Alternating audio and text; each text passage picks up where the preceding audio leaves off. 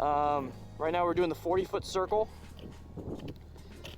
So she can slow down just a little bit. I'm sure she'll see this video. But she's doing fine. Oh, she's doing really fine. Just kind of getting used to it. She's counterweighting really well. So it's 3 times in one direction, 3 times in the other. So this is white belt. So she's gonna exit out. She did 3. She's gonna get, oh, there, yep. You got it. All right, so she exited out and she's gonna go in the other way. There you go. Get Nikki back on the bike. You guys have been asking about that. She's back on Sunday night before, or Sunday evening before it becomes night. There you go. So I put the cone in the center as a little, you know, like something to help her out with. At some point we'll take that out. But see how she's using her head tilt? It's because she's using the cone as a cue to look that way. But at some point we're gonna take that out because, you know, in real life you don't get that cone. All right. So now she can do the offset weave. The cones are roughly 15 feet apart, lengthwise, and then it's 3 feet offset. So it gets harder and harder and harder. This is white belt. It gets harder in blue belt. It's 5 feet, and then it turns into 7 feet, then 10 feet for black belt. So she's giggling. That's good. That's fine. I don't know what she did. So we just found an empty parking lot. We're gonna practice. Oh, let's get back to Nikki. Sorry, it's shaky. I'm using the phone. You guys were asking questions about her. We're training. We're getting there. Moto Jitsu is gonna be down here in Tucson next week. Okay, he's gonna be here June 8th. Oh, that's a hawk. He's gonna be here June 8th down here in Tucson with Ride Arizona MT's range. I'll be down there. We're gonna be practicing. He's gonna be testing people. Very good, babe. He's gonna be testing people for their belts, and I'm just gonna be there to have fun. I'll probably just do my blue belt and call it a day, because I can't get my knee down. I can't get no brown belt with my knee. I can do all the other stuff. She's having fun. We're not doing the right now, like there's these cones, I think it's like what, level 3 or level 1, I'm wrong, I don't know, whatever. Anyways, we're not doing the U-turn part. We're gonna do that a little bit later. Right now we're getting her used to getting familiar with the bike. This is like a really good exercise to get familiar with the bike, because right here you're going in both directions. I mean, it's a 40-foot circle, you know, diameter circle, which is fine. You know, you can always make it shorter, which is the other belts. But it gets you going, you know, it gets you in a practice mode of having to turn and look. That's what I like about his books. You guys need to check out his book, man. That's where I got all this information from. Nice, handy book. So she's doing that, and it's perfect to get her refamiliarized. Now she's gonna exit out and probably go back in, or she's gonna go to the offset. But you see how she's familiar? Yeah, she's going to the offset. And the offset gets you really familiar with how to like turn that handlebar and turn that, and have to change directions. That's really good. I like how you have to change directions really quick. And remember, this is only 3 foot offset. You can once again make it harder, and all you have to do to make it harder is pull that cone, and then that cone, and push them out a little bit further. You don't have to make them closer or anything like that. You just push them out further, and that's once again in his book. There you go. So you can push it out 5 feet offset, 7 feet offset, 10 feet offset, and you never have to change the distance that they're apart, which is 15 feet.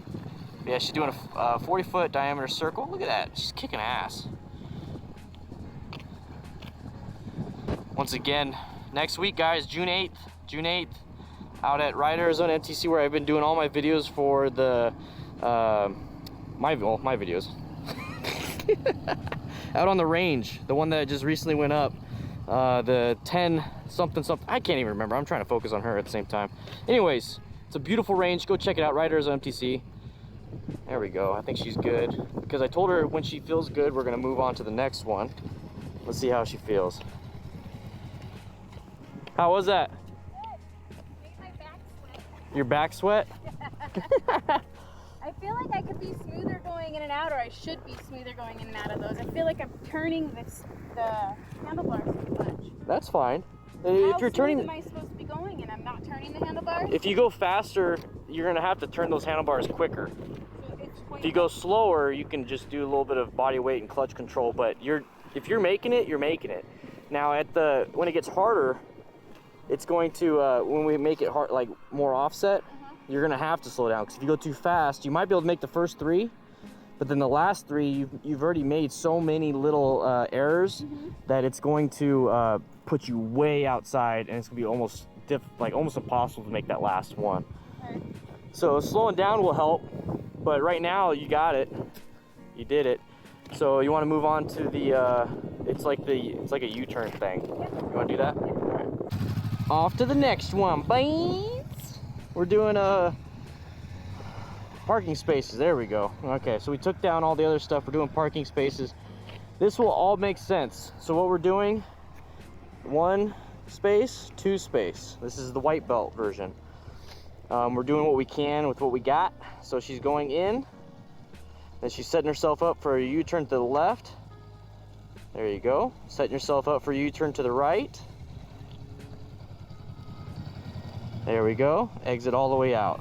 Normally you'd keep going, but we got that thing in the way. So we can't use these 2 parking spaces for the next one, because she'll run into it.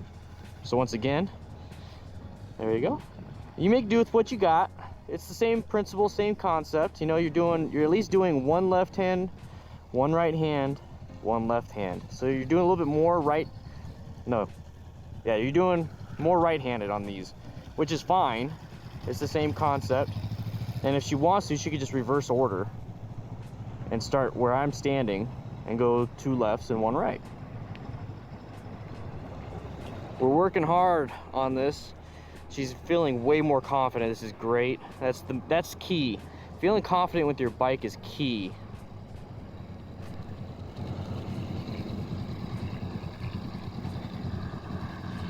Look at that. Look at that. Look at that.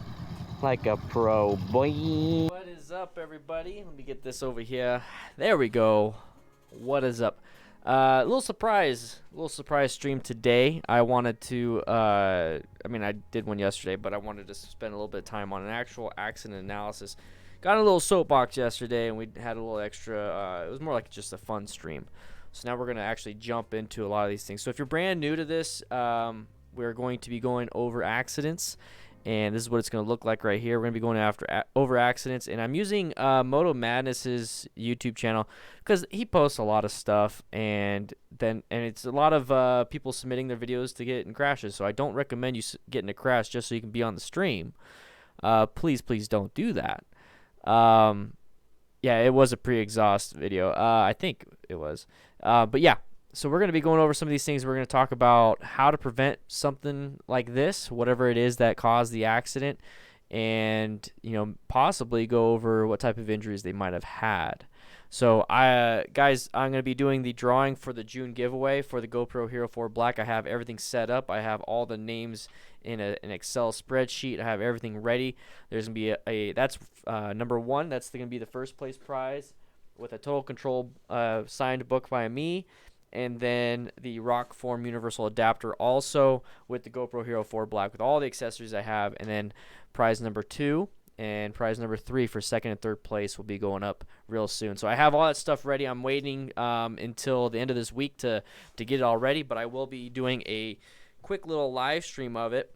We'll see how that goes. It's a super simple, quick 5-second, 5-minute live stream, honestly, to be at the end of the day because I got everything computerized.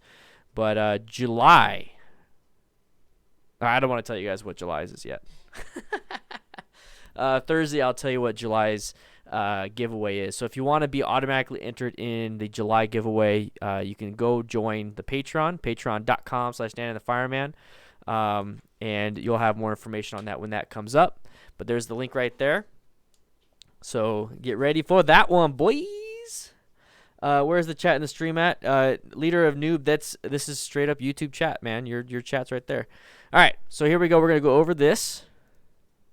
Oh, there's no audio. Sorry, 1 second. I accidentally muted the audio because I didn't want to mess with it, so unmute the site. There we go. And then, oh yeah, my wife sent me a picture of all the keyboard commands for this. Jeez, I need to get back on schedule on this, man. All right, keyboard commands, right in my face. All right, decrease volume, full screen, increase volume, fast forward. Okay, seek to the okay. Control. Okay, cool. Here we go. You ready? You ready? You ready? Let's do it.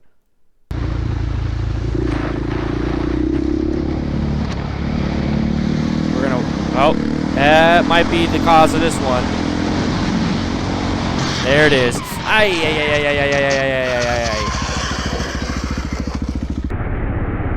Ankle. Ay. Torsion. Gloves ripped up. I don't care about the bike. But damn, see how much can go into that? I'll try to turn down some of the audio from the video. Let's see if we have any. Oh, he's checking his arm. Yeah, he's good. Yeah. That's macho. That's adrenaline. Okay, that's adrenaline, a little macho-ness coming in. He's not good. He was checking his arm. So let's just look at what happened. Okay. And what we're going to do is we're going to do my own version of half speed. Okay, we're going to do my own version of half speed. Because I want you guys to see what happened. So obviously he looped it. Looping is not good. So this is a risk that people take when they do wheelies or any type of stunning, is that the risk is to crash. You're on one wheel. You're going against what the bike is designed to do. The bike is designed to be on two wheels and go straight and handle curves and all that stuff. It's not designed for this stuff, but it's possible. You're also taking the risk of, like I said, crashing. But to mitigate a lot of that risk and mitigate a lot of the things that happen with motorcycling is wear full gear, because there's a good chance you will crash. So once again, ATGAT, all the gear all the time. All right, so let's watch this.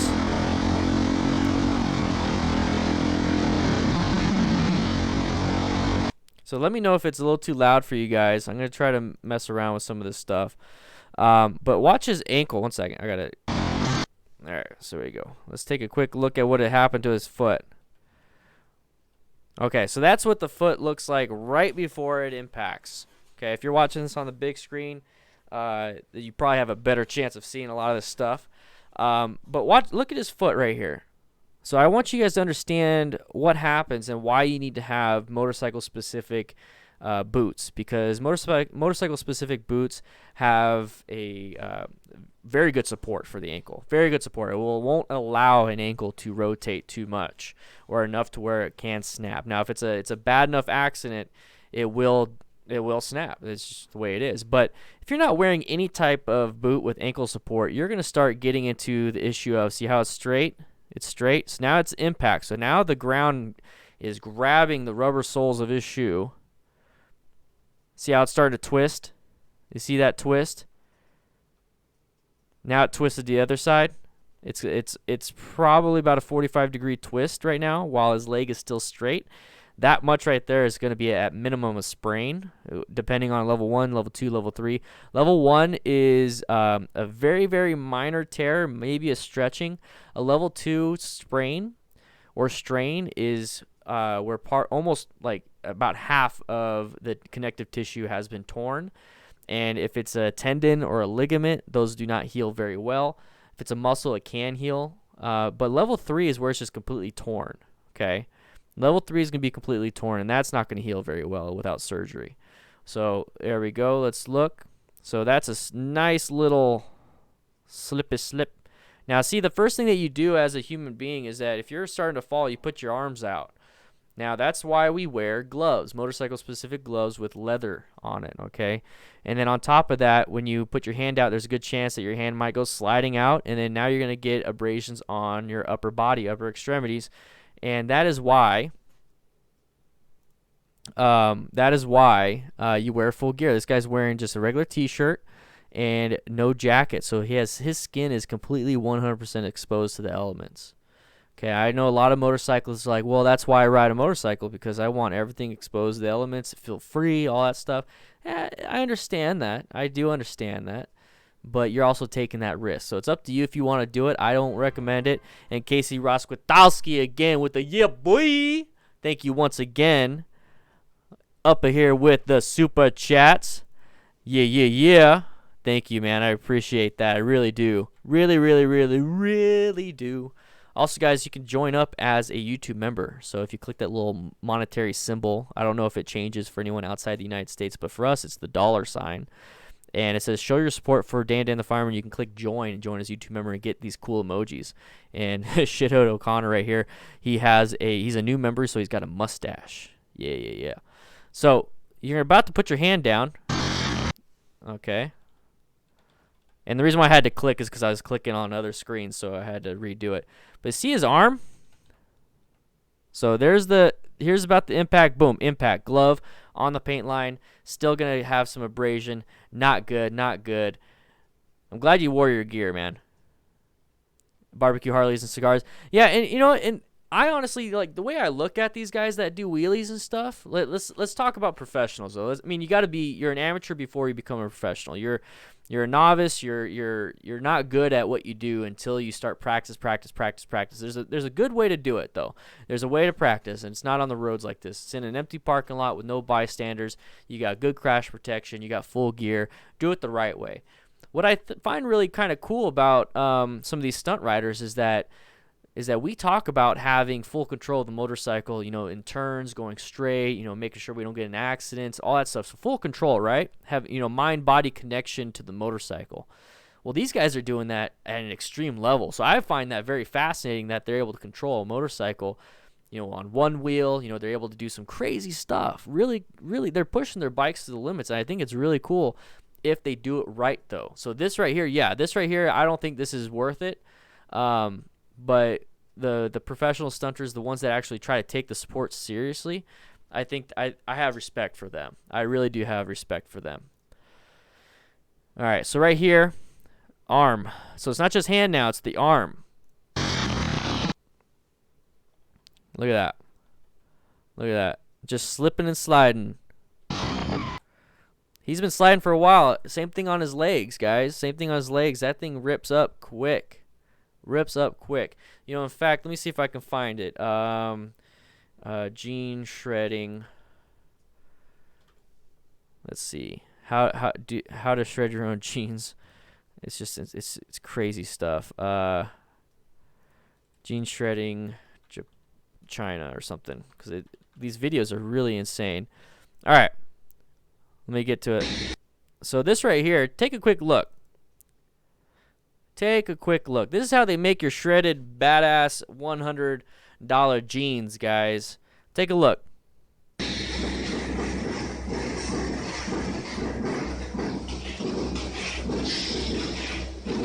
One. Look at that. So that's like 4 strokes on a sander onto a pair of jeans. What do you think the asphalt's gonna do to your legs?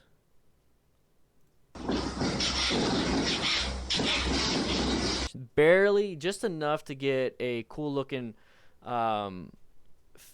ripped up jeans. Imagine that. Imagine that. Make sure you guys hit that like button. I see 120 people, only 27 likes. Yeah. So watch everything. Okay, I'm gonna put it in normal mode. He does his own slow-mo right here. So watch this. Ankle, arm, hands, legs, arms, legs. Watch him run up. Watch him run up towards the end. Oh, I'm sorry, Hunter. Yeah, you good? So look how he's looking at his arm. At what point would you look at your arm? When something touched it. When there's pain. That's why. So he's not good. He's not good. He is not good. I think I'm good, dude. Are you really? Yeah. One second. Let me see something real quick. I thought it looked like his jacket got torn, or his shirt got torn. Good, dude. Oh, that's part of that white. That's part of his backpack. Are you really? Yeah. He's not. He's not. I think we've all had friends that said something like that. All right, let's watch this one. Turn, sharp turn, sharp turn, sharp. Oh, a little too fast. Low sided, just lost traction in the dirt. He seems pretty okay. That was just embarrassing. He's fine. I think he's fine on that one, hopefully. So right here, a little too fast. What's up, Teresa? How you doing?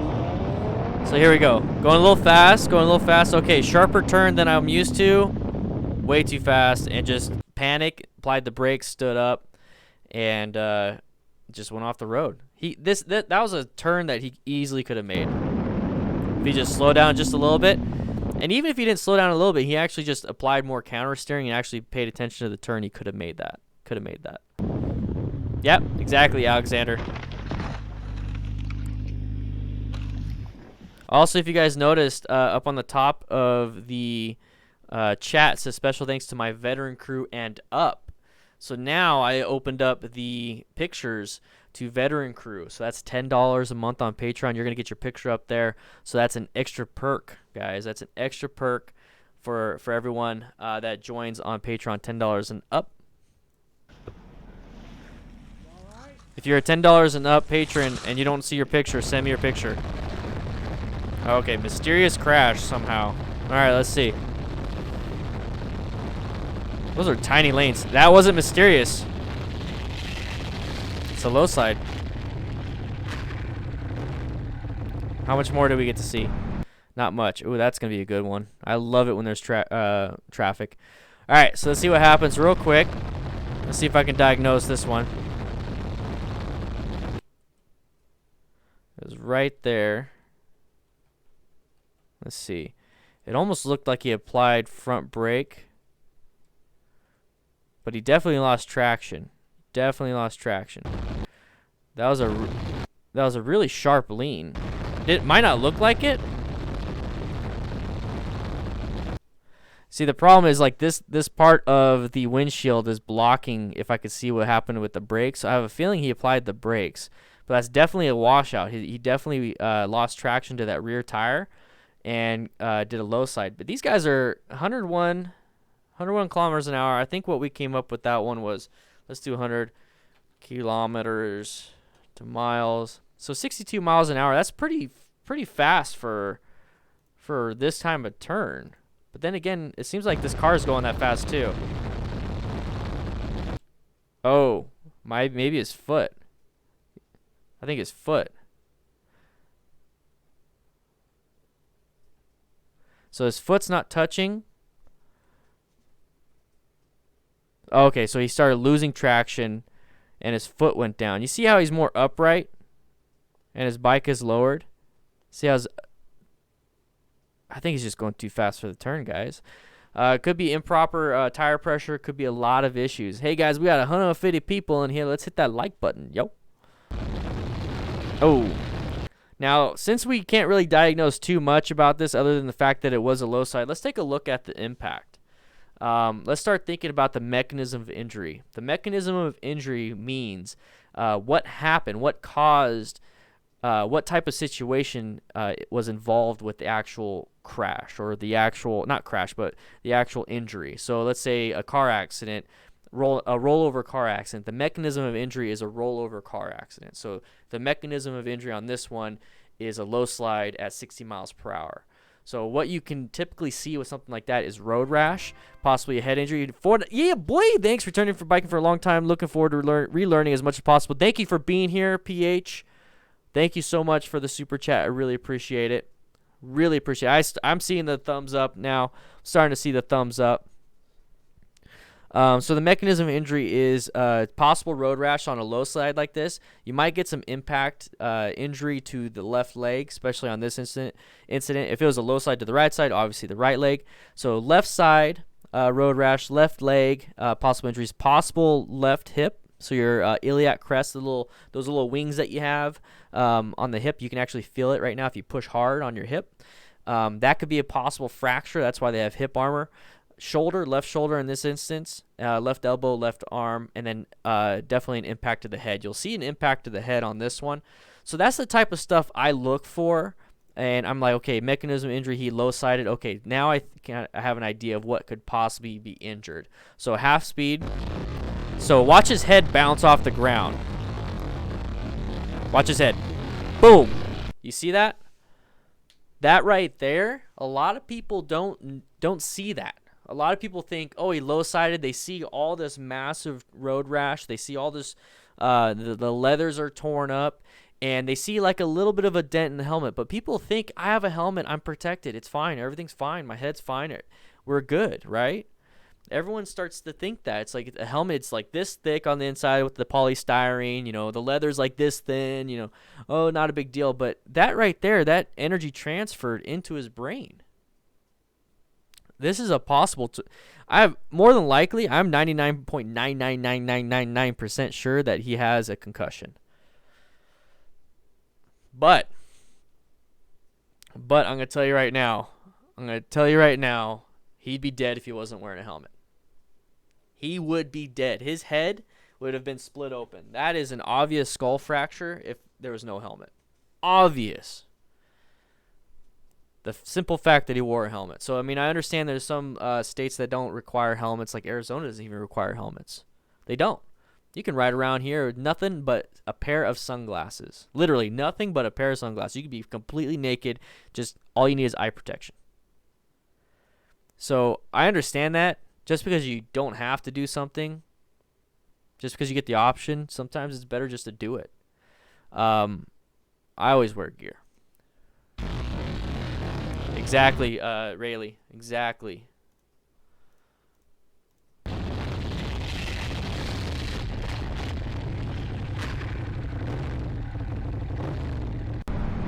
All right, some traction. Or not traction, some traffic. Okay, switching lanes. What do you do? Oh, wasn't paying attention. Wasn't paying attention. Fils de pute.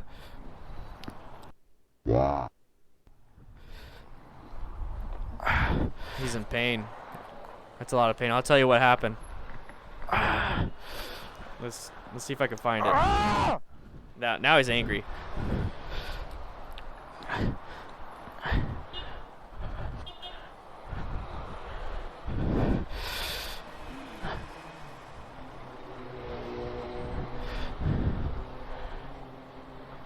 Oh, il m'a ruiné les couilles. I don't know what he's saying. If anybody can help me out on that one. Hein? Ouais, un peu, ouais. All right. So what we're gonna go over that one real quick. So the mechanism of injury. Let's think about that. It's going pretty fast too. Should have seen that way ahead of time. I saw that way ahead of time. Now he sees him. Okay. Mechanism of injury on this one, guys.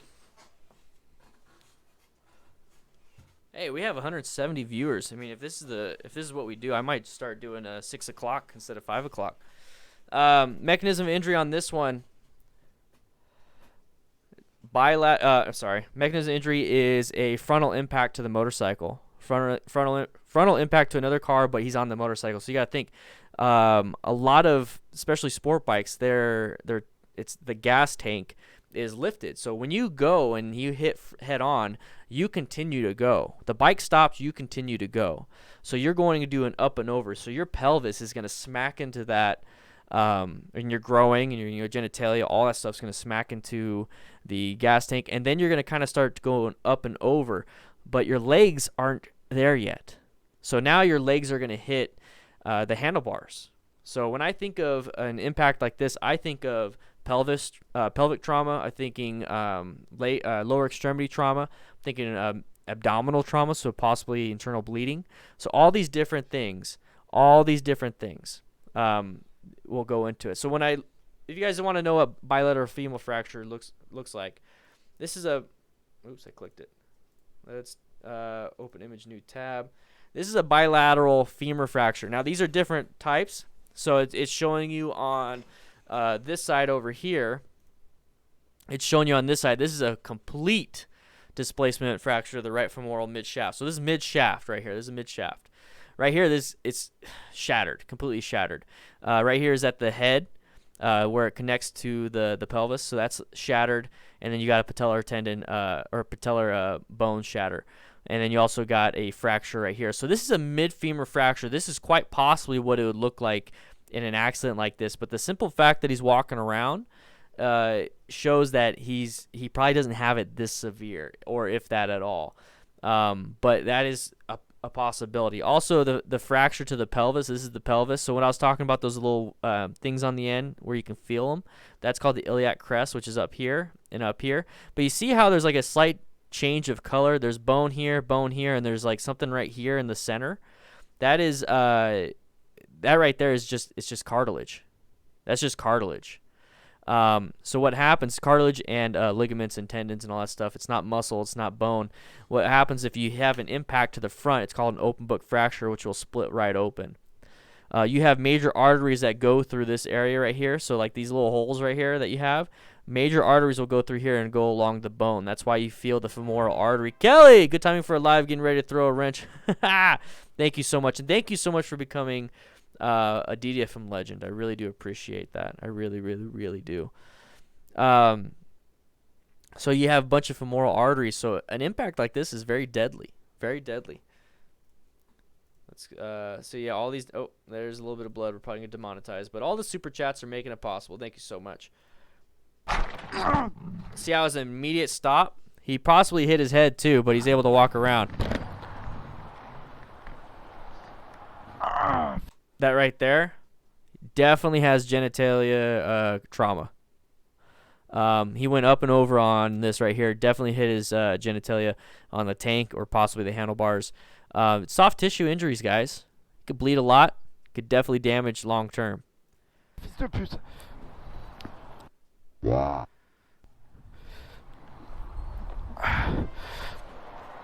Teresa, thank you so much for the super chat. Thank you, thank you, thank you, thank you, guys.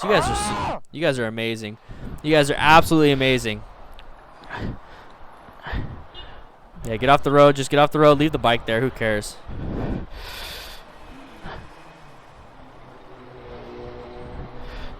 So you see how this other motorcyclist right here, this guy right here, I plan on teaching you guys what to do as this person. You saw an accident, I'm going to teach you guys what to do for somebody that just been in an accident and is in pain.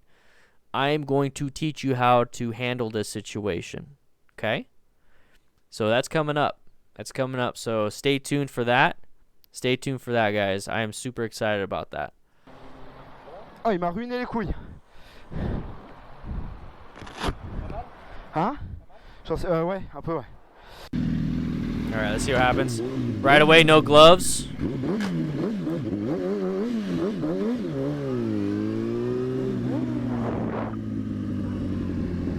No gloves. That looks like a change of asphalt, so possible debris. We're gonna do a wheelie. We're gonna do a wheelie. There it is. Oh, too fast. You didn't realize where you're going, huh? Didn't realize where you're going. What the f, dude? Ah.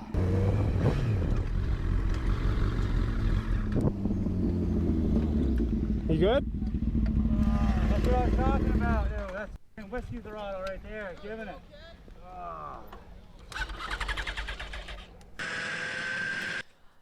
Simple as being a little dum-dum. What's up, Lies in the Skies? A little bit fast here. High speed. That's not a proper jacket. Chevron's showing its sharp turn. Oh, too much brake. That turned into a high side really quick. Nobody's around. One's if you're unconscious, if nobody's around. Oh, there's somebody there. Okay, he's stopping. Very good. Okay. Well, thank you for giving the speedometer. Let's take a quick look at that. So obviously speed was a factor, guys. Speed was a factor in this. You got to really watch out for that kind of stuff, especially on these mountain turns. I mean, you see how the shades, they can really obscure any type of debris. So whenever I see stuff like this and I got a blind turn coming and, you know, I don't know what's going on. I mean, I know how to ride, but it's like all these different things they start ticking off like these checklists of, oh crap, this isn't good. This isn't really good at all. This could be worse. Oh, I don't feel comfortable. So that right there, your gut telling you that these things are not good, you should listen to it. Now, a lot of people that when they get on the bike, they get this false sense of security because they have a helmet on. You still have to start thinking about this other stuff. He doesn't have proper gear either. So we got a squiggles. I call it the squiggles, but it's the road is going to curve. Basically, it's going to have multiple curves. You're going to have a curve to the left and right, then left and right. So it's a lot of fun. It's a lot of fun. See you later, Rayleigh. It's going to be a lot of fun, but still, here's the thing. You got a chevron. These chevrons right here indicate sharp turn ahead.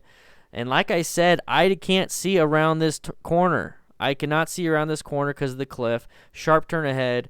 I have, shade in or shadows on the road, so I can't really tell what's debris, what's not debris. All these things are warning signs to kind of just take it easy. Good night, man. So right here, that's the shakiness. That's applying the brakes. So let's go ahead and just go back about 5 seconds, but we're going to do it at half speed. So the shakiness right here. That right there is too much brake. That right there where he started to slide, that's starting to be a low slide. So he's probably applying way too much front brake. Or not front brake, but rear brake. And also you see coming up ahead, it's another sharp turn. This is a chevron. There's a chevron there, chevron there. This is another sharp turn ahead. He's not prepared for this at all. Right there, fully slide. He's about to go off the road in a low slide. And guess what? The rear tire grabs traction once again. Right here. See that right there? The tires grabbed. The tires got traction. He's about to get launched. This is what you call a high side. Not good. His hands were put down. Easily broken fingers. Broken wrist. Broken collarbone. Sent you a video I might like. Okay, let's see. I like the thumbnail. Let's take a quick look.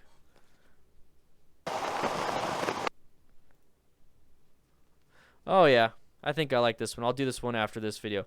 So, just from the thumbnail, I could definitely tell. All right, let's see. Oh, he definitely hit his head.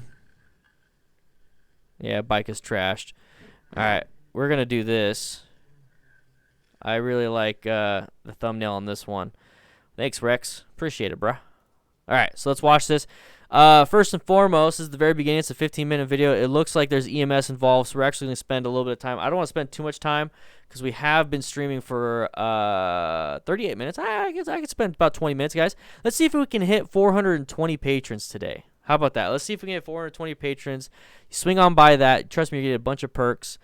Swing on by that. Right now, it's only $1 a month. This Friday, it might be upping a little bit more, but at 500 patrons, I'll be traveling the country giving you guys information on how to ride safer and then how to keep somebody alive in an event of a motorcycle crash. So there's a bunch of stuff, and I'll just hang out with you. How about that? I'll just hang out with you. Because at the end of the day, I don't want to work all the time. All right, so let's go over this. He's blurred the Speedo. Definitely not a good start. He's wearing full gear, though. This is a motorcycle jacket. I can tell by this clip. There's a little button right here. So what that does is you can actually adjust the diameter, the inside diameter of the sleeve. So he's got that. Assuming he's got full, he's got a helmet and everything. Hopefully he's got everything else. Let's see what, I haven't seen this yet. Oh! Oh, fuck! Oh, God! Oh, God! Oh! Oh, God! They were on quick. Yeah, he's in pain. That is 100% agonizing 10/10 pain. We're going to do this play-by-play, okay? We're going to do this play-by-play. I'm going to go ahead and I don't want to watch the full thing because this is like one full documented issue. So I'm just going to go one thing. That was a really quick response, so that maybe they're right behind him. We'll see. Okay. Maybe they were inside this shack right here, but take a quick look. Let's go back just a little bit. So there's nobody in his mirrors. You notice how there's no one in his mirrors, so there's nobody behind him. Now this is what I talk about with intersections. This is considered a T intersection. So it's a T intersection. So let's see if I can have it. Is it this way? There we go. So the car's coming out this way, and he's driving this way, okay? On a T intersection, he's got a full lane over to the other side. On these T intersections, especially something like this, I want to move all the way to the other side and present myself in a better position. I want that car or whoever's in that intersection to see me. And you'll see what I mean real quick, that the driver's view was obstructed. The driver's view was obstructed. We're seeing right here, this guy's riding a bright red motorcycle. He's got high-vis gear on. I think the sheriffs are behind him. So take a quick look. Now we'll go over the clutch and all that stuff. We'll probably go back a little bit, but watch. The driver's view is obstructed by these pylons, or not pylons, but the road construction. This is exactly what I mean by being in the far left lane on a situation like this. This is a T intersection. T intersection, I would be in the far left lane. That would give me the opportunity to have an escape route to the right, to the left, especially since there's nobody oncoming. So if this car decided to peek out on me and I was in the far left lane and my presentation wasn't good enough, I have a plan B. My plan A is to present better and to have a better presentation so that somebody will see me. But if that doesn't work and this car still wants to come out, I have an escape route to the left, and I can accelerate through that and then get back into my lane before oncoming traffic comes. That is how I would have prevented this incident. And I can say, you know, I could quarterback, you know, armchair quarterback and everything, but if you see in any of my YouTube videos that if you see me coming up to an intersection or any of the ones where I talk to Nikki and I say, hey, scoot on over, do this, do this, do this, I am literally doing that at all times, even in my car. Okay, now that won't prevent every incident. You know, Murphy's Law. You know, what can happen will happen. So, you know, at the end of the day, you know, knock on wood, something can happen. I'm just trying my best to mitigate that risk and prevent it. So right here, he's grabbing full clutch, full brake. You can't stop in time at that speed. You have to realize your total stopping distance is not going to be enough. Not going to be enough in this situation. You have to swerve in this situation if you're going that fast. So this guy is prepped to get hit. Think about this also. This motorcyclist could easily kill this guy. Easily kill this guy. Imagine if this guy had a child in the back. Child's probably dead. You got to think about all this other stuff too. Think about all this other stuff. The compartment intrusion on this, I mean, the door could be slammed inside and cause a liver, his liver's on the right side, so it's going to probably be a spleen injury, maybe some large intestine, but definitely some issues here. So he hit. This is what I was talking about with the up and over and the femur fracture.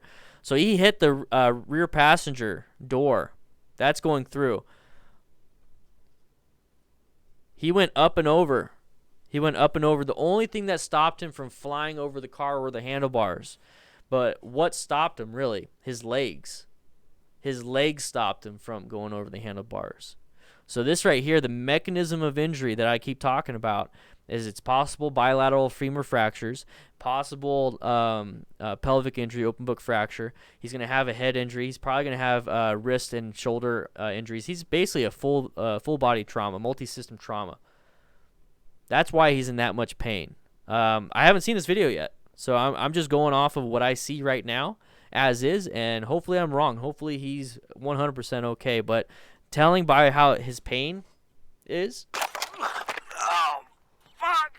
that right there, God. Oh, God. Oh. Oh, God.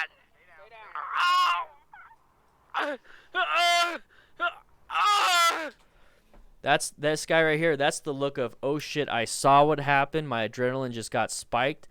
I'm having a brain fart, but it comes right back because these guys are trained in first responder stuff. So these are sheriffs. They're trained as first responders. But just imagine if this was you. Like your buddy just crashed and now you're standing over him. What do? Like, I don't want you guys guessing. I mean, I don't want you guys guessing in the chat or anything like that. Honestly, ask yourself. I don't want you to say anything. Honestly, ask yourself, what would you do? Do you know what to do? Do you guys know what to do? And if the answer is no, then I hope you're okay with that, because this could be your buddy on the ground. This could be your best friend. This could be your wife, your husband, your brother or sister. If you don't know what to do, are you okay with just standing there? I'm not. And I'm not trying to scare you. So like Jim, I like these live streams, but they're still brutal. Yeah, they are brutal. Besides calling 911 and not, hey, yeah. What's up, Tony? How you doing? Besides calling 911, you don't know what to do. And I really want you guys to know what to do. And that's kind of what I'm going to be jumping into in the next couple months. I'm going to be focusing on a lot of these accident scene management classes and really focusing on teaching you guys what to do, okay? That's what I want you guys to be able to help save a life. Imagine this guy's having a brain injury, or he can't breathe. Once if he goes unconscious, stops breathing, what are you going to do? Once if he's bleeding out, do you have the equipment? Do you have the first aid kit? Do you have the trauma pack? No. What's up, Dwayne? How you doing? Yeah, Barbecue Harley, you know exactly what ABC. If you say ABCs, I know you know something. Oh! Hey, are you on the radio? Oh, God! Oh, be toilet pour in front of me. Okay, hang tight, bud. Oh! Oh! My lower back. Lower back. Okay. The weakest part of your spine is your cervical spine and your lumbar. So you have your thoracic, which is reinforced by your ribs and all the intercostal muscles. The only thing that's there for your cervical spine, which is your neck, and your lumbar, which is your lower back, is just the erector spinae. So you have two large muscles that go up the front, and then obviously your core for your lumbar. So that includes your abs and your obliques. But your neck really has nothing. So thankfully he's not saying his neck hurts. One thing that's really scary that I've actually had a patient tell me is that I feel like my head's going to fall off. That is quite real. That is when you have a cervical spine injury, you broken neck, is that literally your head feels like it's going to fall off because it's the structure stability. So him having pain in his lower back, I mean, it's not necessarily always bone either. It could be a torn ligaments, torn muscles in his back. So I would probably be about the same. But then I'd have to tell myself, get into action,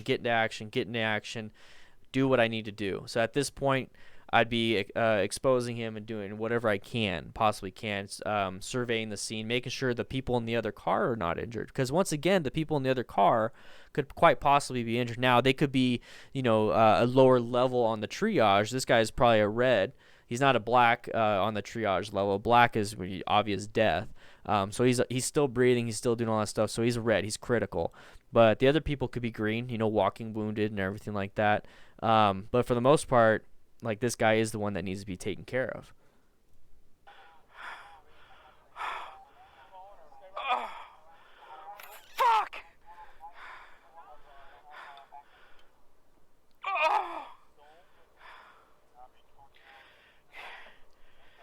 Oh, I hate this sound. I really do. Right above my butt, yes.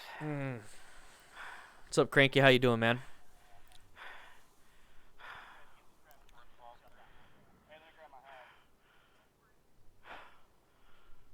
I don't like. Ugh.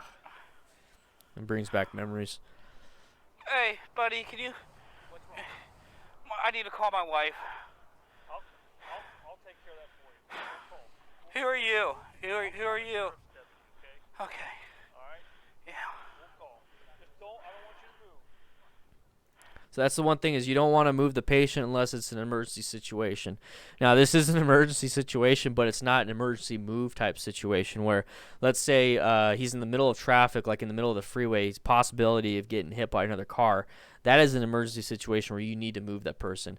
Or if the bike's on top of him and it catches fire, or the bike's on top of him and it's just continuously burning him. So you need to learn how to move the bike. If it's just like, the hot exhaust burning him. But if he's absolutely on fire, you got to get him out of there, or he's going to die from being burnt. He's just gonna be burned to death. So at that point, you're not really too worried about you're still worried about his cervical spine and all that stuff, but you got to get him out of there, or he's gonna die from that before he's gonna die from his cervical spine.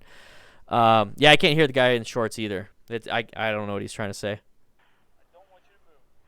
He says that he just says, "I don't want you to move." So this guy doesn't know what to do either. And that's fine. Not everybody knows what to do. I want to show you guys. I want to teach you guys what to do. Okay. Yes, it is. So yes. This is Sheriff. Pulled out right in front of me. So he's got witnesses, and he's got credible witnesses. But at the end of the day, guys, does it matter? Does it matter who's right in this? Does it matter if the car is wrong?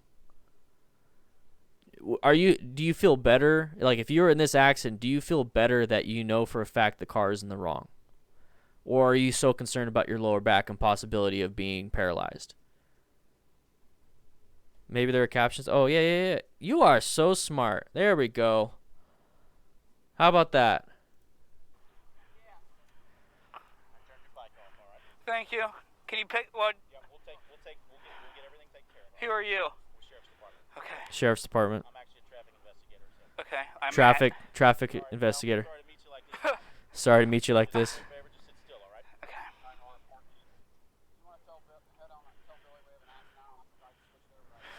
So he's telling. So there's somebody that's on the radio. So that's probably the incident commander. So now we got more people here. So this is an incident. The guy that's on the radio, he's calling for more resources because obviously you're going to need to get EMS on scene. You have at least, I saw a passenger in the car. So the driver in the car, the passenger car, and the motorcyclist. That's 3 patients at least.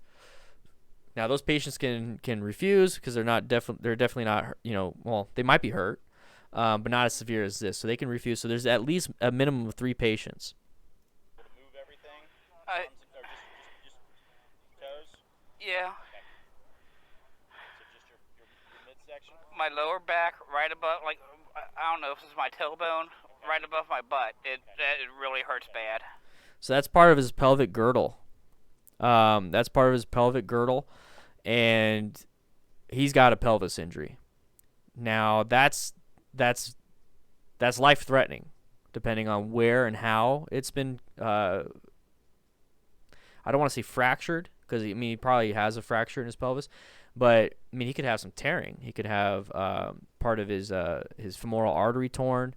If he's saying it's right above his sacrum and his tailbone, there's a lot of nerve endings in that. A lot of nerve endings, a lot of everything. So it could be bad. It could be really bad. We don't know yet, though. That's the thing, is that when you roll up on scene, you're not going to know because you don't have X-ray vision. You don't have MRI machines out there. The only thing you could do is get him stabilized, get him splinted up, take him to the hospital as quick as you possibly can.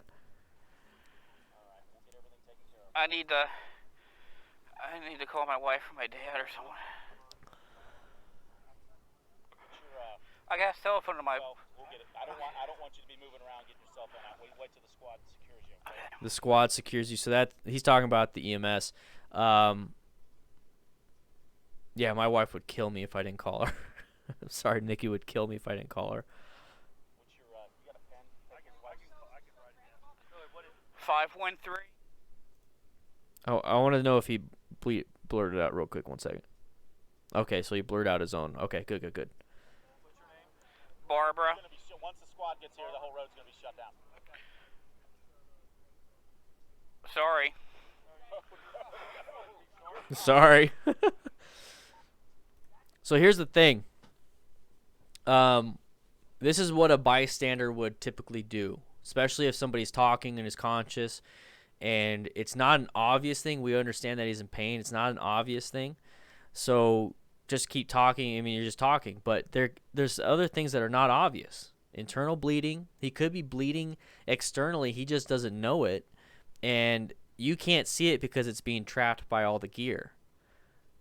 So this is, for me personally, within my scope of practice, I would be exposing him. I would be taking off his gear with trauma shears because they're going to do that anyways.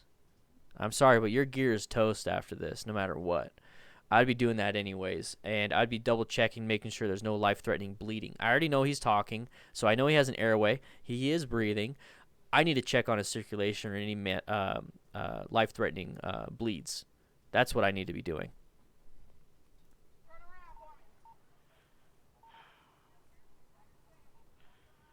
You're lucky you're sitting here talking. Oh, Jesus. You know what? Oh, wait a minute. I think I just gave you my phone's Yeah. vibrate. I gave you my number. He gave him his It's number. the same thing, but 86. Okay, good. He blurted it out. Or muted it. I'm sorry. She's got some back pain. He's lucky. Yeah, we heard it and just sat and watched it. Pulled right out in front of you. The fucker made eye contact with me. There's only is at the last second. It really was at the last second. But like I said, to help minimize these dangerous situations is to present yourself better out on the left in that area, and then to also be prepared for plan B and plan C. Plan A is that your presentation in the lane will give the driver better visibility of you, which will make him make a better educated guess, an educated decision to pull out or not. And if he makes a bad decision to pull out, even though you presented well, you need to have that plan B of swerving into and crossing that double yellow because there was no traffic coming, and to get out of that way. So that's what I'm saying. It's like, I understand that. I really do understand the car should see me, the car should see me, the car should see me. But the one thing I learned about life in general, especially with patients and especially with EMS, fire, just even my personal life isn't fair. Things don't go the way you plan. I still get very pissed off about shit that doesn't go my way, and that happens a lot. I'm still learning, but this is the one thing that I feel comfortable talking about, is that, you know, you have to get yourself in a position that this won't happen. I cannot put myself in this position. I cannot be on the ground in pain with my lower back because I got a family to take care of. At the end of the day, I could be pissed off because I can't find my watch, or I can't find my phone, or whatever it is. You know, it's my fault, life isn't fair, but I can't put myself in this situation. I can't. So. What's up, Lady Tao? Oh, I'm jealous. Can you call my dad? So I don't have jealous. his- I can't. Can't wait to get my van, guys.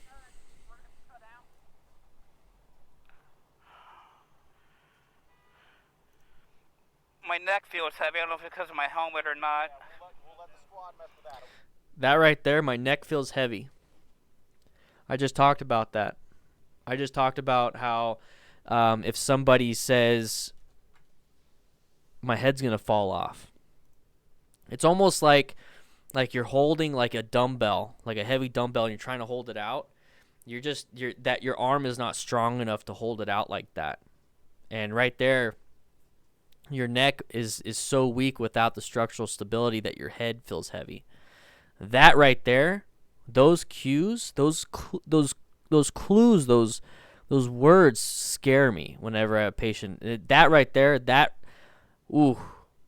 C-spine precautions right there. I know, Lady Tao, I can't wait. C-spine precautions.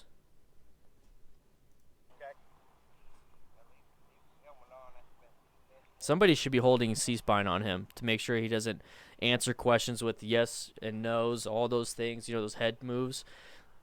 Hold C-spine, and every time I hold somebody in C-spine, when I'm holding their head still, I always tell them, okay, the paramedics can be asking you questions. I want you to use your words. Do not use your head. Do not nod yes or no. I want you to say it because I need you to keep your head still just in case there is a neck injury. Do you understand? And half the time they'll say yes with their head, and I'll be like, okay, that's exactly what I was telling you not to do. I need you to say yes with your words. Like I say it in a very stern and almost a calming, but like a decent bedside manner, but it's stern to where it's like, this is serious. We need to pay attention to that.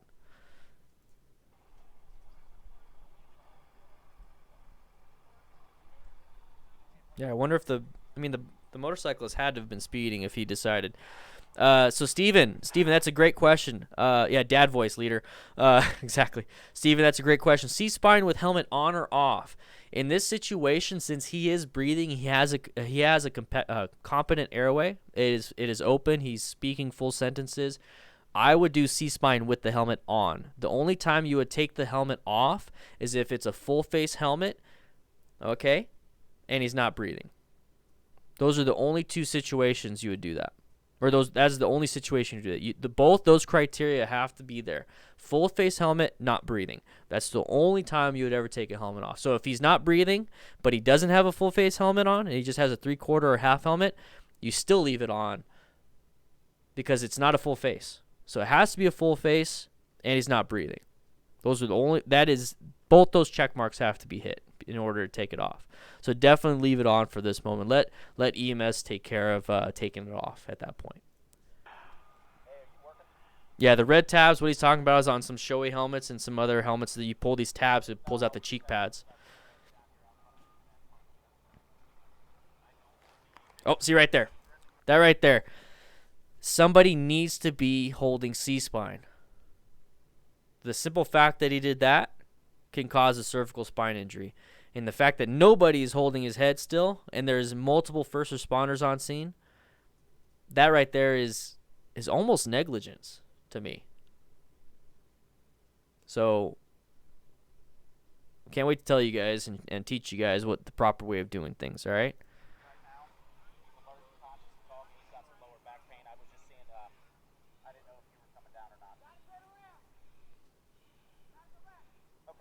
Rasa, and I think I did that on a... I think I did that before. Richie Rich, congrats, man. Congrats.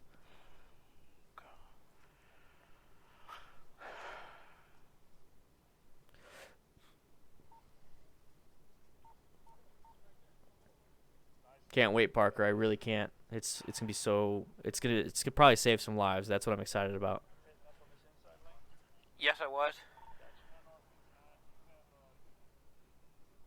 was. Nobody needs to talk to him, but here's the thing: is that especially since he is the higher level patient for trauma, somebody should be with him, and somebody should just talk to him. Somebody should just kind of calm him down.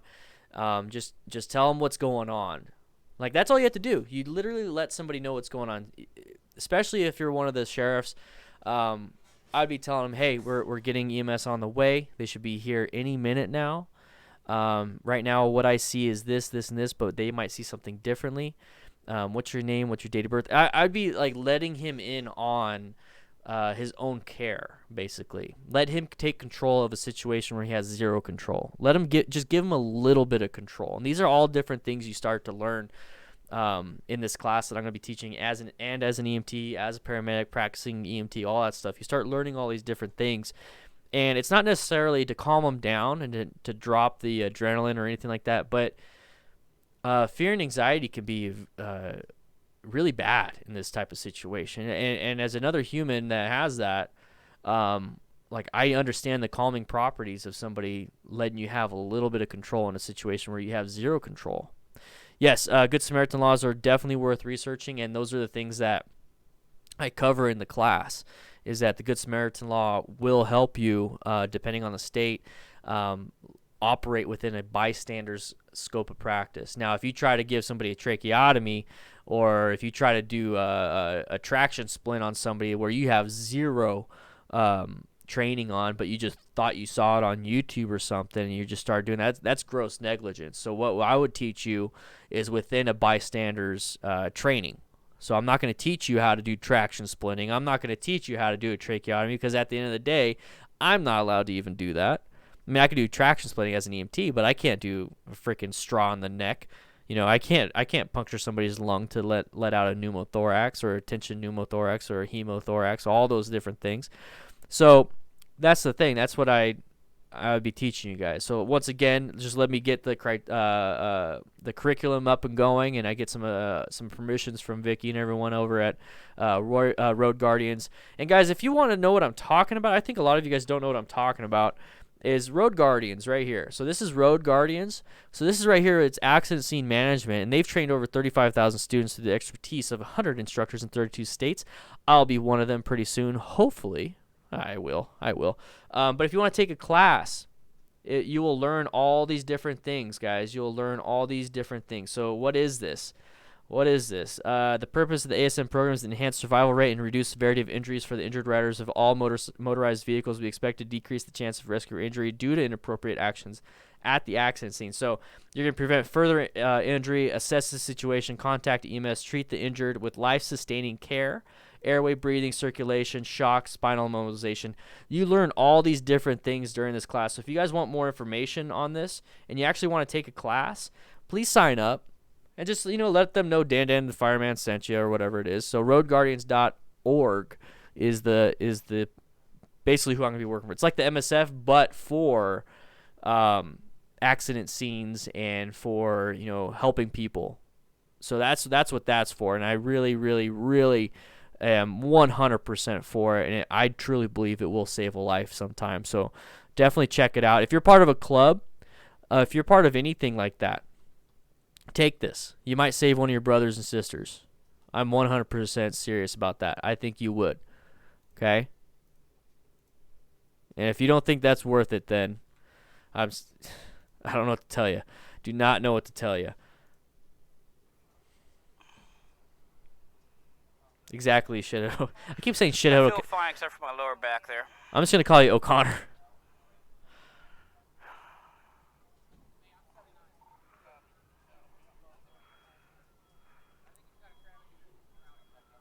So we're just waiting. What's up, Justin Dow? We're just kind of waiting for the next thing to happen. So EMS is showing up. EMS is showing up.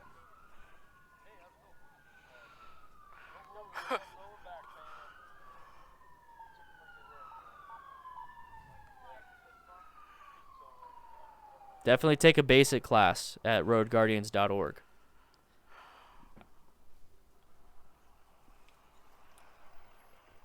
All right.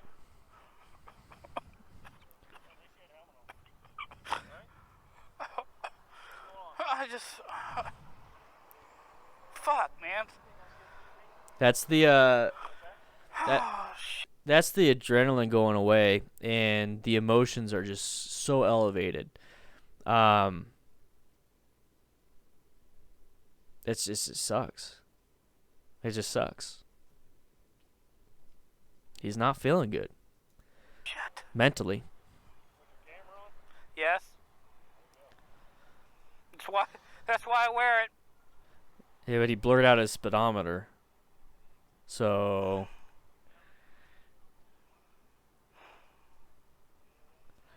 do you learn how to do first aid at a crash site while getting your license in America? No, we don't. We don't. So we have to. Your name is shithead. We don't do that. So you need YouTube channels like mine, which sucks because, I completely agree. I'm a libertarian basically, to where I believe less government is better. But at the same time, it's like, man, I really want people to take these classes. I really want people to wear gear. I really want people to do this because it's going to save some lives.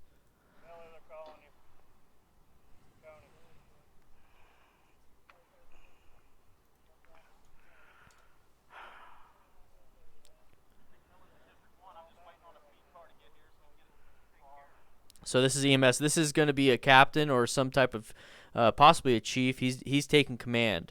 This is him taking command. Yep, command established. Knew it right away.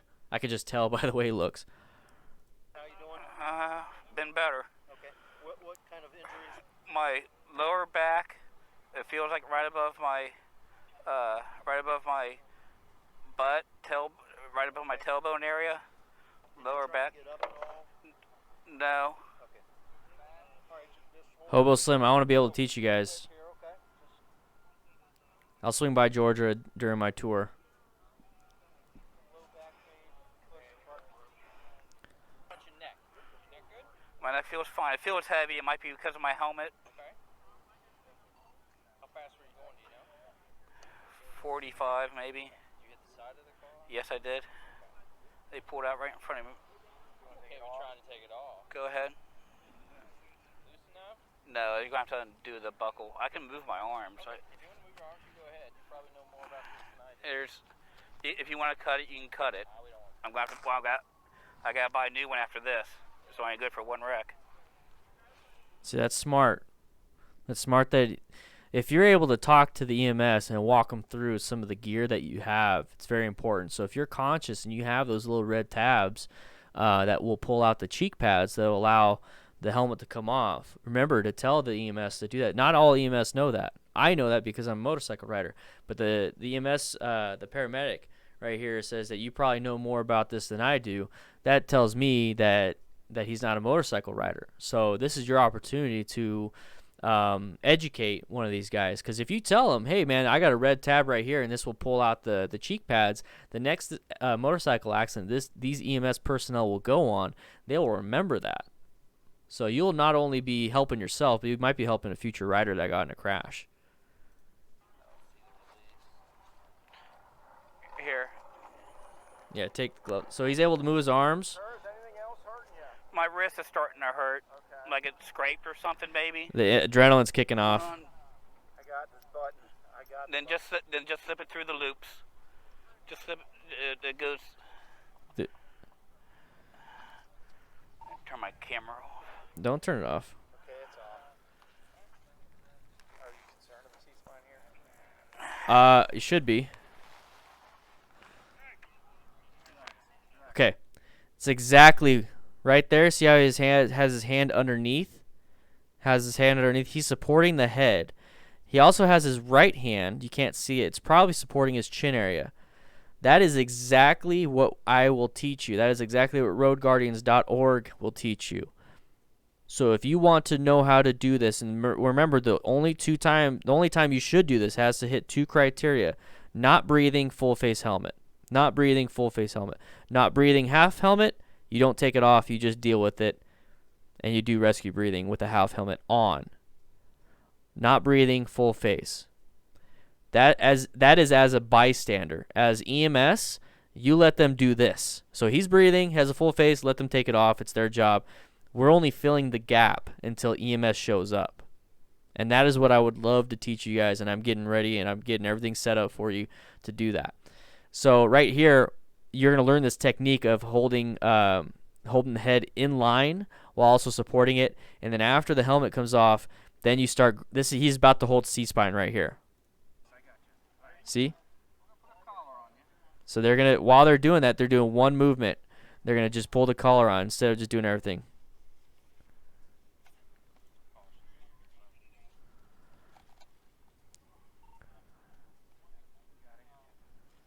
Okay, so he's still going to hold C-spine because his head won't be in line even with the collar on. The collar is just a reminder not to move your head.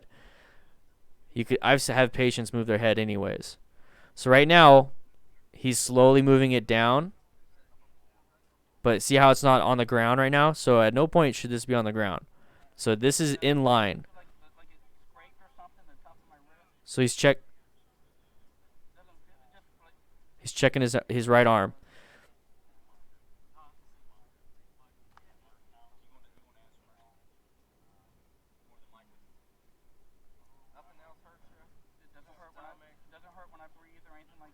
So it doesn't hurt when he breathes. That's good.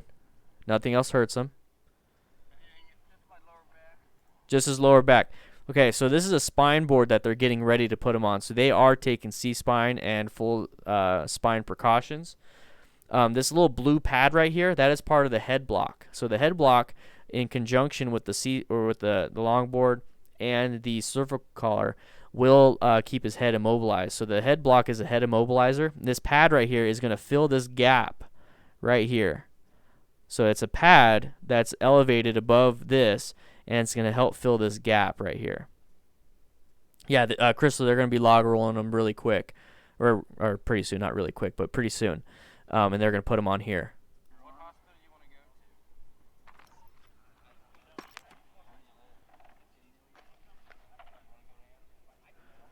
to? I'm surprised they're giving him the option. Might not be as severe. They might not think he's as severe.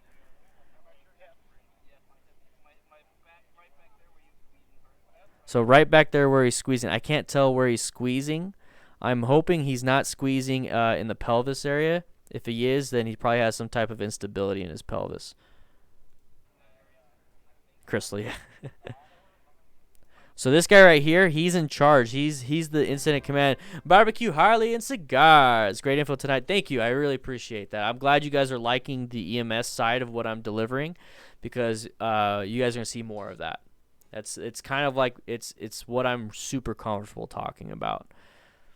So he's incident command. So what he's doing, he's overseeing this. So just because he has his arms crossed and all that stuff, like people might get a little upset. It's not a big deal, because right here he's making sure that something's going here. If they need anything, he's gonna get on the radio and call. He's listening. Robert Malasek, thank you so much. You guys are just killing it with the donations today. I truly appreciate it. Also, once again, guys, if you would love to swing on by Patreon, I'm gonna as soon as I hit 500 patrons. That's why it's 414 right now. Once it hits 500, I'm gonna be 100% getting ready to start traveling the country and teaching you guys this stuff hands on. I'm serious, traveling the country. I've been talking about that for about a year now. I just got to get to that 500. Why didn't you become an EMS guy over a firefighter or motorcycle instructor? I started off as EMS. I started off as a firefighter EMT back in 2007, and now I'm a you never really. I mean, you're always a firefighter. You can lose your EMT if you just let it lapse, but I'm going to keep it going. I'm a motorcycle instructor and accident scene management instructor pretty soon, hopefully. I keep saying hopefully, but it's going to happen. It's going to happen. So he's gonna call for any resources these guys need. Aaron, oh my gosh, you guys like more EMS? Let me know if you guys want more EMS stuff, because that I just completely love talking about EMS. If you want more EMS, please write it in the comments. It'll make me feel better about switching. You know, I'm not getting away from motorcycle safety like training, like doing parking lot practice. I'm not going to get away from that, but I'm also I want to be the one-stop shop for the jack of all trades of motorcycle survival. I want you guys to survive. Motorcycle survival is what I want.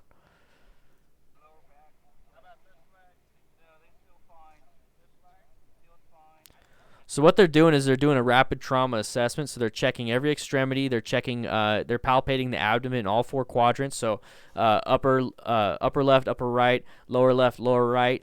Checking for any type of tenderness. Now tenderness means any type of pain. They're also checking for any pulsating masses. So that could be an indication of. It'd be an indication of internal bleeding. So a pulsating mass would be like almost feeling like a pulse in your abdomen, which shouldn't be there. They're also checking for crepitus, which is broken bones underneath the skin. Well, it's almost like Rice Krispies when you press on it. How do you have to do at? Yeah, you have to at their name. So he's doing a full-on rapid trauma assessment before they move him, because they don't want to move him. They want to treat anything that's life-threatening before they start moving around.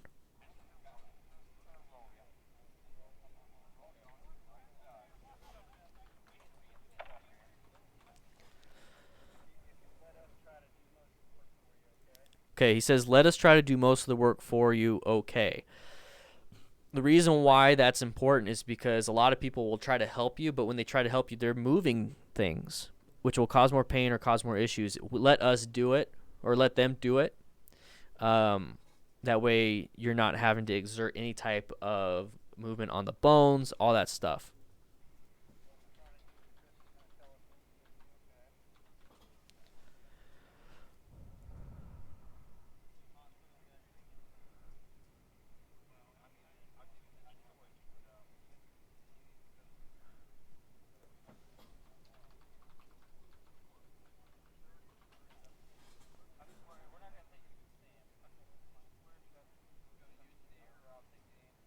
So they're discussing one second. They're discussing which hospital to go to. Twisted Clown, hopefully soon. I gotta do what I need to do to make sure it's 100% like value. So they're log rolling. So they just rolled him off to his side. So you see how his head's in line, and you can see the kind of the hand right here. So he's keeping the cervical spine in line with the rest of his spine so that his head doesn't just fall down and cause any type of spinal cord injury. This right here you will learn in the class, and there's only a reason to do this is to do an emergency move and to move the patient. So as a bystander, you don't want to do this. You let the EMS do it because they're going to have to do everything anyways. The only time you'll ever do that is if somebody's about to burn up and you have to kind of move them, get a blanket under them. There's a lot that goes into it, and I just can't wait to help you.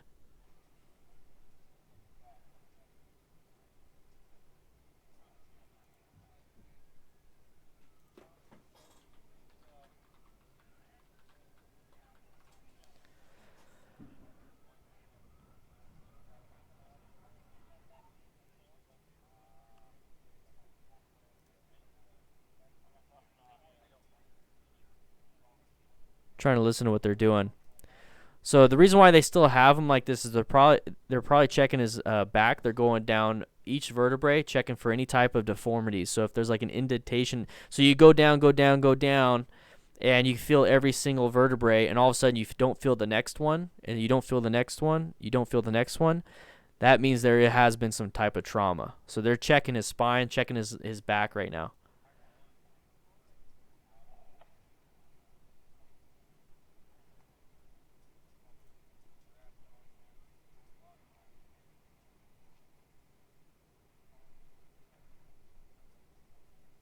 Trying to listen. So they got him on the backboard. So now they're going to start strapping him down. So what they're doing is the backboard is just a long splint. Jonathan, boy, thank you so much. Guys, you have no idea how much that means to me, being a patron. It allows me to do what I need to do. Let's see. Oh, 415. Let's see if we can get 5 more, guys. Let's do it. Let's do it.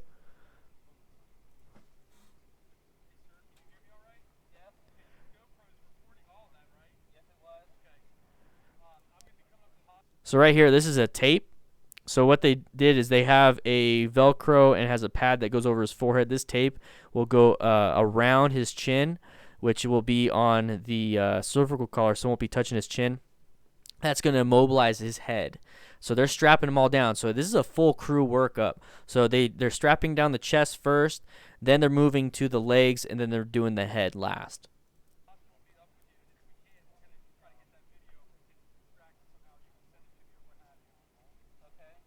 Aaron. Thank you. Appreciate it, man. You could be a YouTube member, though. Just saying, boy. Just saying, boy.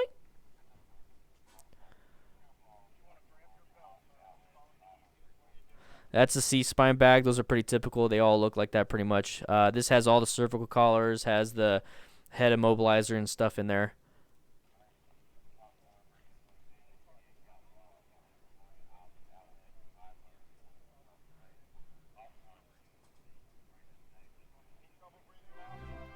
Aircraft mechanics, thank you so much, man. I really appreciate it.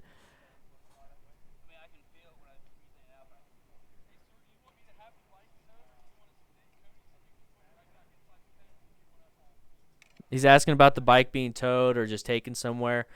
If you don't say anything, a lot of the times they'll just call whoever's next on the list to tow the bike and take it to an impound. What you can do is actually say, hey, you can call my buddy. He'll come here and pick up the bike. Or if you have a towing company of preference, like let's say your insurance has a towing company of preference. So this is actually really good information to know before you get in an accident. That way it could be covered, almost like going to a doctor that has your insurance. You can get a towing company that handles like Geico, Progressive, or whatever it is. See you later, Barbecue. Thank you so much for being here, man. The county tow.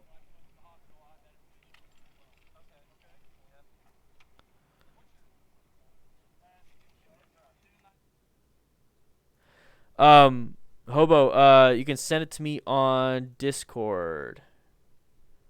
EU for the win 77. You got me a picture for the crew wall. Thanks, man. I appreciate it.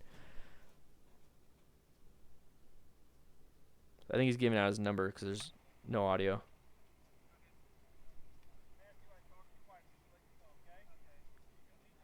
He's talking to the wife, and so the wife knows. Matthew, thanks, man. Appreciate it. Good night. Good night, man. I made the cops promise to come to the emergency room and tell me where my bike was before I let them load me on the ambulance, and they did. Yeah, you know, guys, you have to realize they're here to serve. Like, there's always bad apples. I mean, there's bad YouTubers, there's bad EMS, there's bad firefighters, there's bad cops, there's bad politicians, there's bad people everywhere. But generally, I like to believe that almost like 99% of people are good. Okay, and cops are great people, guys. Cops are great people. Show them the respect they deserve. I'm going to put his helmet and gloves in the squad. So what do you do with this camera? You just video yourself? This is why. This is why? That's cool. Yeah. I would occasionally, like, I got a microphone hooked up, I talk, I come on YouTube. Yeah. Videos and that, but I haven't done that yet. So he's got dress shoes on. He's got dress, so he must be coming off of work, and the only thing he has is a motorcycle jacket and helmet. So these are regular pants. I mean, a regular shirt underneath the jacket, whatever. But dress shoes, dress slacks.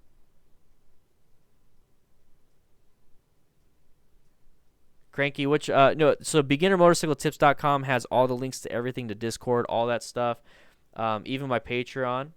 But you can always swing on by just patreon.com/StanInTheFireman if that's what you're talking about.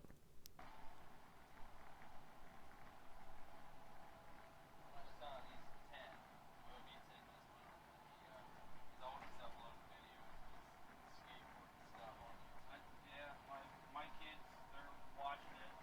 They watch it more than TV and everything.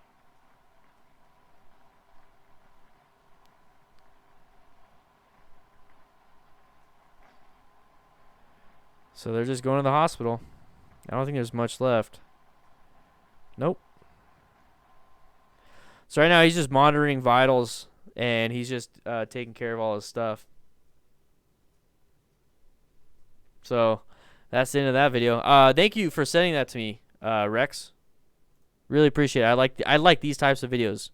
I like these types of videos, guys. So if you have any types of these videos, if you know any of these videos, please send it to me. Please send it to me, and I'll be going over a lot of these videos. I'll also be going over some of the near misses and obviously motorcycle crashes and stuff. But yeah, I definitely want to go over these. So, hey, Matty D, thank you so much, man. Appreciate it. So yeah, that is that video. So guys, I just want to say thank you so much for donating, becoming patrons, for watching me talk about EMS, and hopefully I was able to give you something. Hopefully I was able to give you some type of value, and hopefully you learned something today. And that's the whole point of this. Hopefully you learned something today. And I just can't wait to show more and to do more. So this is the one that tipped the bar to becoming nice, Maddie. Thanks so much. I really appreciate it. This is the Discord, guys. This is the Discord. This is absolutely free. Maddie S just joined. But yeah, so you guys are talking about all the spamming. You guys are spamming it with super chat. So every time you guys super chat, it lets everybody know this happens. So thank you guys so much for doing this, for super chatting. Everybody gets to know who you is. Yeah, the one link to rule them all is in the description. Also, I mean, if you want me to here, I'll post it again. The one link to rule them all. Yeah, the beard's not mandatory. RJN, the beard isn't mandatory. I don't even think you can have a beard as. Yeah, you can't have a beard as a firefighter. High stream. So this is live right now. So this is the Discord, guys. This is the Discord. This is free. This is free. The Discord's free. That link I just posted, beginnermotorcycletips.com, that is absolutely free, guys. Absolutely free.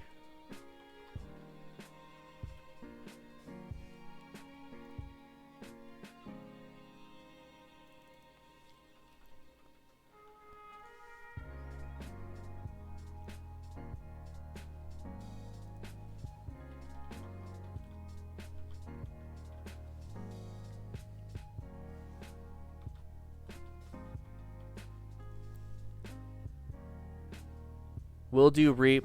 If you guys like the EMS stuff, let me know. Write it in the comments if you like this EMS stuff.